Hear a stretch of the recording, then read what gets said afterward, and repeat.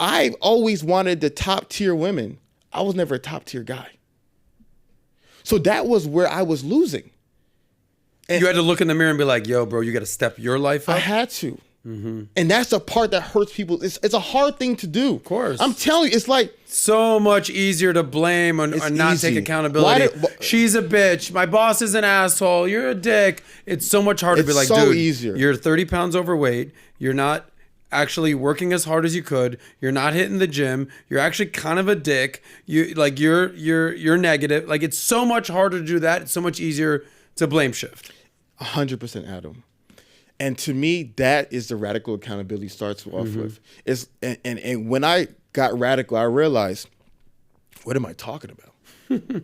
Why would that kind of woman want me? And so there's this idea in the world of men where because I am me, I should get the top tier women. But that's not true in anything in life. Because I am me, I should be the number one basketball player in the NBA. Right. Because I am me, I should be the number one singer in the world. There's nothing in life where just, maybe in your mom's world, you can be you and be the king of the planet. Maybe in the world of participation trophies, you can just show up and get an award. Not how life works. Life, you have to work for what you want. You have to ask yourself, what do I want? Do I want to be financially chilling like Adam? Well, I got to do the work that men who financially chill do. And so to me, it got me to that point where I realized in the past, I was an average, a little above average guy. But I wanted top notch. Adam, I'm the pickiest guy. I'm the pickiest. Pornography is poison. But back when I used to watch porn, I would have to go to I'd be on page 17 till I found the one I liked. That's how picky I was. A lot of time there. Got to go through a lot of time because I was so picky. And so to me, I acknowledged it was my fault. So what changed? What changed? What made you say, all right, like what did you actually step by step do and say, all right, let me look in the mirror, give some accountability. What changed? True story. Did you get wealthier, smarter, better looking, in shape? Like what did you actually have to do? So what did I do? Or what was the light switch? Clicked? Yeah. The light switch happened. The aha moment, and then what did you actually do about that? Yeah. I moved to Houston because of a girl. Mm-hmm. I have theories. I have so many theories. I spent 10 years. I have a book of theories. And I test out I'm like a doctor who does all the experiments on himself. So I don't tell any man to do anything I haven't done myself. Had a theory. There was a girl I really liked. She was into me. I had a theory to make her into me. I tested it out. I moved to Houston. Obviously, it never works. Don't do it. But don't move because of a girl. But then I realized that's when it dawned on me. I was like, yo, look at where you're at. You did all this for a girl, but what did you do for yourself? Mm-hmm. Damn, powerful. What did you do for yourself? How were you different? Were you better or were you worse? Were you just the same? And I realized, okay, let me look at the kind of women that I want. Who are they married to? What kind of men do they like? And let me be honest about where I'm at. So hard to do. I was in Houston. I was sleeping on the couch with my friend's place. Literally sleeping on the couch. Not some people tell you a story. Like I was literally sleeping on the couch. You moved to Houston for her? You couldn't even stay at her place? Of course, you won't let me stay at her place. What the heck? Want me to get thrown in prison? Like you wouldn't let me in there. But you were dating her. No. Oh, what? That's what I'm saying. I test everything out. I'm a crazy guy, Adam. You moved there because you liked a girl. Yes. You weren't even dating her. No. That's bold. Hafeez. I'm telling you. Okay, hey man, you had to hit rock bottom sleeping on a couch in order to figure it out. That's why guys relate to me because I'm never a guy talking about I banged 100 chicks, I did all this. I was a guy at rock bottom who, just like most guys, was struggling, who was upset, who cried at night over girls, and I learned how to make myself better. That was my rock bottom point. What did I do? Yeah. The first thing I realized was, as a man, first things first is presentation. I'm a visual person. I like women who look a certain way. Mm-hmm. So are most men. So are most men. Shout out to the men. So, men, you got to realize, if you like a woman who looks a certain way, if you and her took a picture together, do you guys match? Do you guys match? Does it even make any sense?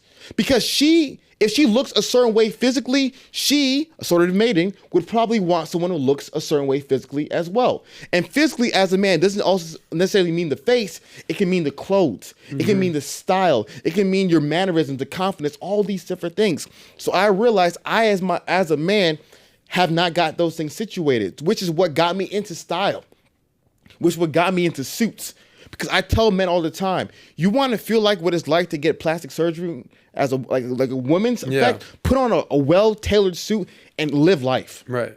Well, they say that to a man, the hottest thing a woman can wear is lingerie. Yes. And to a woman, the hottest thing a man can wear is a fresh suit. I'm telling you. You're doing it, Hafeez!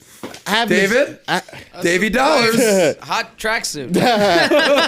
And so I have so many stories about suits. We don't have time for it. So styling. Yeah. I realized, okay, styling I have to work on. So then there was things about internally as a man. I was not on my purpose. I spent most of my whole focus was to get a woman instead of becoming the best man that God made me to be. So instead of spending all day long waiting for a text back, instead of spending all day long swiping on Tinder or swiping on Hinge, I say, you know what? Let me put all my time and energy into building my business. And then what I would do is with my remaining time, I would spend it dating. Know what that does for 99% of men? It makes you less needy. Off that alone, dude. Off that alone will make you less needy. Right. Because now you actually have things to do. When you text a woman and she don't text you back, sometimes she's not most of the time she's not interested, but sometimes she's actually doing stuff. The reason why you're waiting for a text back because you're not doing anything. Yeah. And so to me as a man, and you're sitting around watching your phone and she's gonna tell. We've all been there. We've all been there. I've been there now my whole when you're life. freaking busy and you're accomplishing thing and you're succeeding, you're like, I forgot to even text her. Exactly. Or I didn't even remember if she texted me. Like, Exactly. I'm telling you that happens. Exactly. So then I started building my purpose, and then I started to realize, okay, what were some of the things that turned women off from me? The neediness, the wanting too much time. And I started working on those things, getting back in my best shape. I played college football. I went vegan for a couple of years. I lost 20-something pounds. I became like Skeletor, like the guy from Nightmare Before Christmas.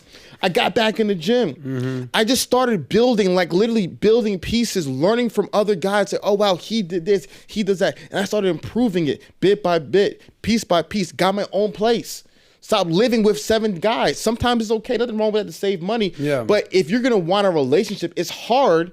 2 things I learned. It's hard to always tell her to come over when there's 7 other guys you live with. Yeah. And it's also hard as a man to always go to her place because now it's this psychological shift where now you're always coming to her. I call it home court advantage. Why do you think that? Why do you think that? Playoffs, you want game 7 telling you, Adam. At home. And you see this, I didn't learn this in a book. Me and Adam, I'm talking about these ideas. Yeah. Adam relating because we went through experience. 100%. When men go out into life, we live life. We learn these things from experience. Men don't got to learn from experience. So all these little things from improving myself, style-wise, getting back into the gym, then also having other guys with me. Because one thing that I've told people all the time is that when you see in a very attractive group of girls, what you don't realize is they're not as hot as you think they are sometimes. It's just that there's an 8, there's a 7, there's a 9, there's a 6, there's a 4. Like, you're just adding them all up. Is that what you're saying? It's not, it's that, but it's like 5 7s, because there's no weak link, you think they're all 9s. Ah, gotcha. You know what I mean? Yeah. And so what I realized is as a man, you have strength in community and togetherness. It's one thing for me to go out wearing a suit. I said the weird guy wearing a suit, depending on how you rock it. But you and the homies roll out with the suits? It's a wrap. It's a wrap. Yeah. It's a wrap, Adam. It's a whole new world. So I learned there's also the power of community, of having other guys, because that creates... It's suited up, bro. I'm trying to tell you.